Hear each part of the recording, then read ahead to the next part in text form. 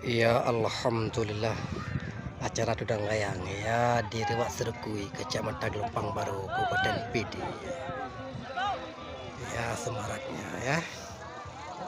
Ya semoga rezeki hari ini lancar dan berkah.